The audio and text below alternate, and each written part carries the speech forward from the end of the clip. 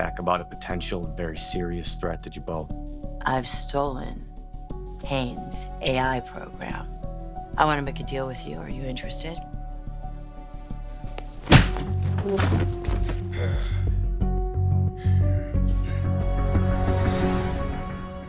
The Young and the Restless, Y&R, spoilers for the next 2 weeks, January 19th to January 30th, reveal that Kane Ashby, Billy Flynn, will face a crushing blow while Sharon Newman, Sharon Case, spies trouble.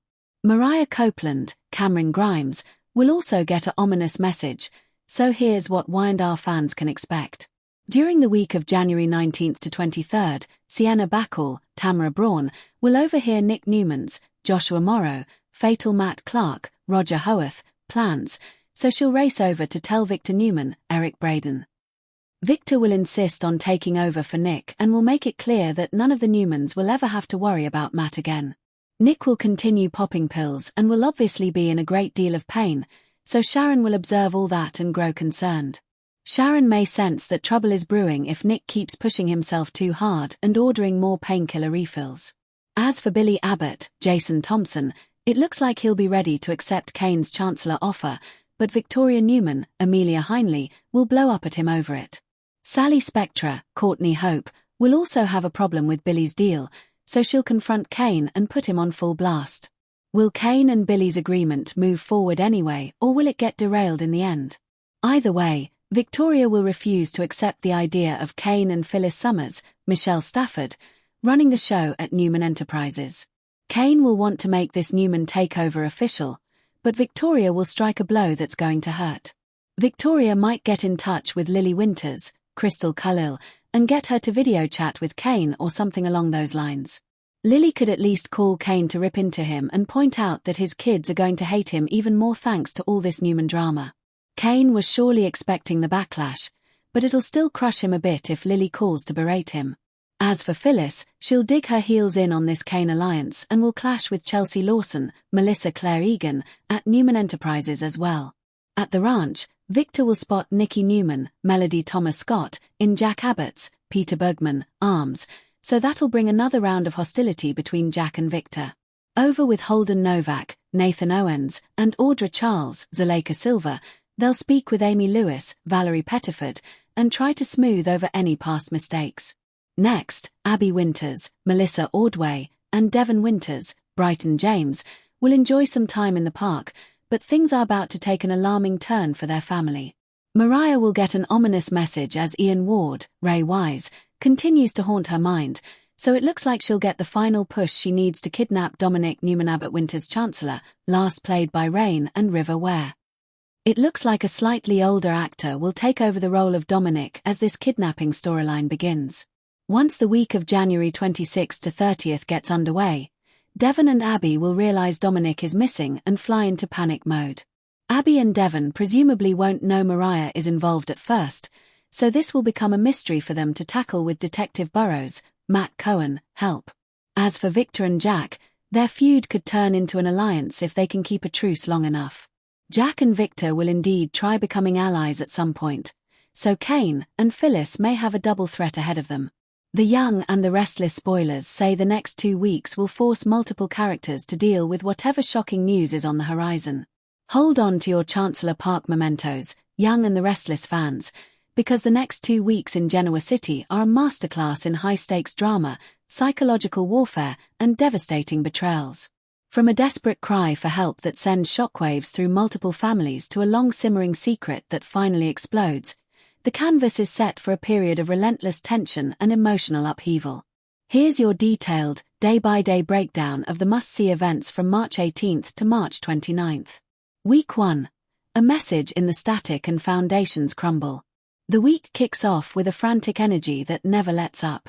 Nate, still navigating his complex position at Chancellor Winters and his fractured relationship with Elena, becomes an unexpected lifeline. While reviewing routine financial data, he stumbles upon an anomaly, a tiny, encrypted data packet buried in what should have been clean files from a recent, seemingly minor transaction. His tech-savvy instincts scream that this is more than a glitch. After isolating and decoding the fragment, he is stunned to find not numbers, but a distorted, hastily recorded voice message. It's Mariah, her voice raw with fear and fatigue, uttering a single, clear phrase, "The dove doesn't fly at midnight." Nate immediately takes this to Sharon, recognizing the profound connection between Mariah and her mother. Sharon's blood runs cold. The dove was a symbol she and Mariah used during Mariah's childhood nightmares, a code for safety. The message is a brilliant, desperate act of defiance from Mariah, proving she's alive and fighting. Sharon and Nikki, setting aside their own tumultuous history, join forces, convinced this cryptic clue is the first real break in the case. They theorize it could be a location, a time, or a person. Their investigation pulls a reluctant Victor deeper into the mystery, forcing him to confront the possibility that even his vast resources have missed something crucial. Across town, Ashley's mental state continues its alarming fracture.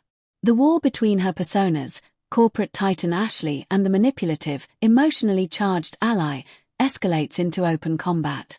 At Jabbo, she delivers a shockingly erratic presentation to Jack and Billy, veering from visionary insight to paranoid accusations in the same sentence. Jack's concern deepens into genuine fear for her well-being. In private moments, Ally fully emerges, taunting Ashley in mirror reflections and secretly making calls to Tucker. She views Mariah's kidnapping not as a tragedy, but as a beautiful chaos to be exploited, positioning herself as Tucker's only true ally. Her actions become increasingly dangerous and unpredictable. The emotional core of the week, however, revolves around Lily and Devon. As they throw themselves into planning a future for Chancellor Winters and their family, Lily decides it's time for absolute transparency. She arranges a romantic, intimate dinner, believing she and Devon are stronger than ever. With heartfelt sincerity, she reveals her final, painful secret, the full, unvarnished truth of her brief, grief-fueled reunion with Kane in Australia. She spares no detail, explaining her vulnerability, her regret, and her certainty that it cemented her love for Devon. Devon listens, his expression unreadable. He takes her hand, thanks her for her honesty, and says they need to move forward. Lily is overwhelmed with relief. But in a private moment later, Devon stares at the skyline from his penthouse, his face a mask of quiet devastation. The betrayal, even confessed, cuts deeper than Lily realizes. He confides in Abby, not about the specifics, but about the erosion of trust. How do you rebuild a foundation, he asks, when you keep finding new cracks?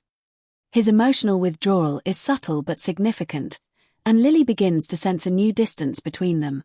Meanwhile, Claire and Kyle's professional collaboration at Jabbo intensifies, sparking a genuine intellectual chemistry that neither anticipated.